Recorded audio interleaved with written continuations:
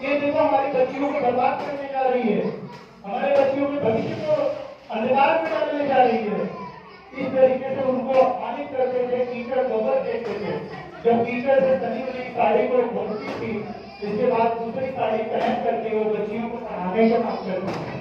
जब इन्हें सबसे वो नहीं माने, जिद्दी थे, तब इन लोगों ने क्या किया, उनके पिताजी को बोले कि आपका बेटा हमारे धर्म के खिलाफ जा रहा है, अगर वो हमारे धर्म के खिलाफ विद्रोह करेगा तो इस गांव में उसका रहने का अधिकार नहीं, आप अपने घर से निकालें।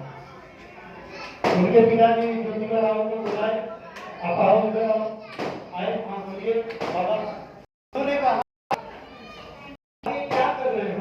मैं तो कुछ नहीं कर रहा हूँ, हम तो लोगों को पढ़ा रहा हूँ, उनके भविष्य को आगे बढ़ाने का काम कर रहा हूँ। मेरे नहीं, आप धर्म के साथ खिलवाड़ कर रहे हो, आप उनसे बंद कर रहे हो, नहीं तो आपको हमारा घर बता देगा।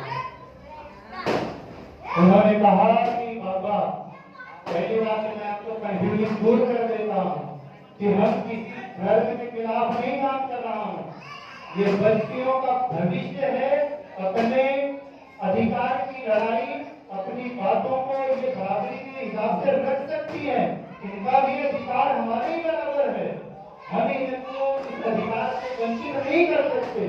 इसलिए इनको शिक्षा बहुत जरूरी है, क्योंकि शिक्षा के बिना कुछ नहीं हो सकता। इसीलिए उन्होंने एक शब्द कहा था, शिक्षा बिना गई मति, मति फिर गई गति, गति फिर गई नीति, नीति फिर गई अविद्या। एक अविद्या ने किए कितने हैं? आप सोच लें कि उस समय के महान क्रांतिकारी, हमारे महान पुरोधा ज्योतिबा राव फुले साहब ने कहा कि हम अपने मिशन से समझौता नहीं करते, हमें आपका बाबा, अगर हमें आपका घर छोड़ना पड़े तो मुझे मंजूर है, लेकिन मैं अपने मिशन को कदापि एक ही तरफ से नहीं करूंगा। फिर उन्होंने घर छोड़ दिए।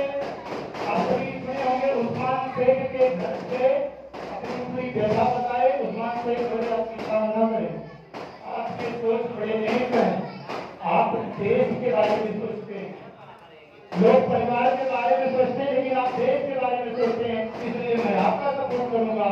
उन्होंने अपनी बहन फातिमा